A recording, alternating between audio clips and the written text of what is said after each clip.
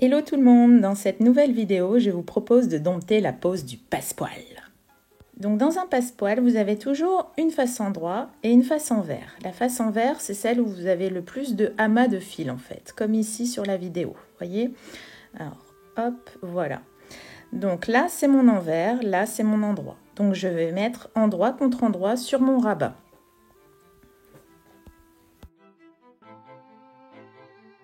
Et je vais venir épingler mon passepoil bord à bord avec mon rabat.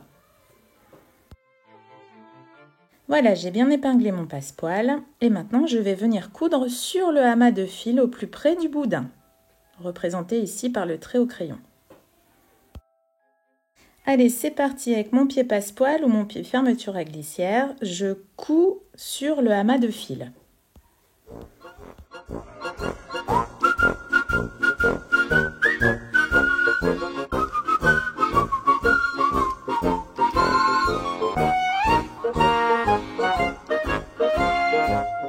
Et là, c'est le drame, plus de fil de canette. Hors de question de me laisser abattre, je reprends ma couture, je l'aurai ce passepoil, je l'aurai.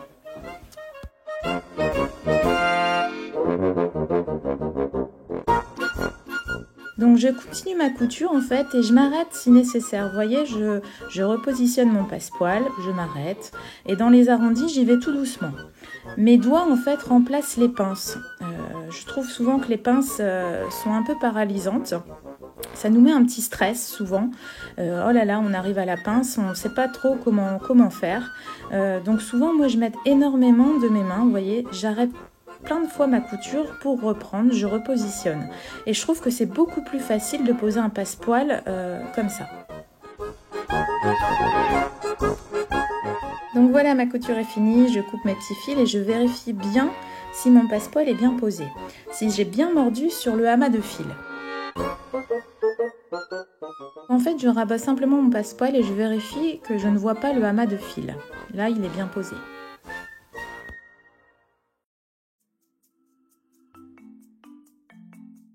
Passons au crantage du passepoil maintenant, surtout les arrondis. Je prends bien mes deux épaisseurs de coton que je coupe sans entailler ma ligne de couture. Ça permet au passepoil de suivre parfaitement l'arrondi de ma suédine. Allez, maintenant j'épingle simplement ma doublure endroit contre endroit sur mon rabat. Et pour coudre cette doublure, je vais suivre la précédente ligne de couture du passepoil. Je vais donc coudre l'envers de la suédine face à moi. Voilà, l'étape couture de la doublure est terminée, j'ai suivi ma précédente ligne de couture. Place à la vérification, je retourne mon rabat sur l'endroit pour vérifier si j'ai bien posé mon passepoil partout.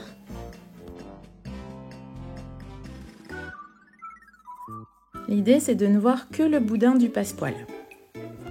Au cas où, si ça pêche à certains endroits et que vous voyez des fils apparents, il vous suffit de refaire une couture mais sur l'envers de la doublure. Ça permet de bien sentir le boudin du passepoil, comme j'ai pu le faire moi ici. N'hésitez pas à couper dans les arrondis pour enlever de l'épaisseur. Allez, c'est parti pour notre belle surpiqûre.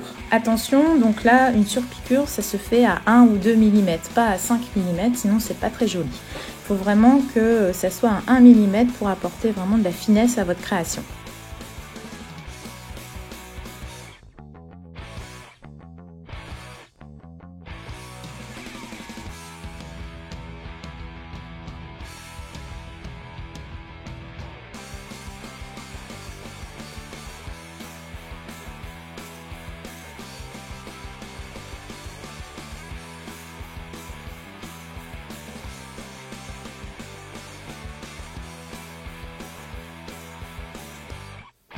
Yeah, la pose du passepoil a été domptée. Voilà, maintenant vous pouvez vous la péter avec votre superbe pose de passepoil.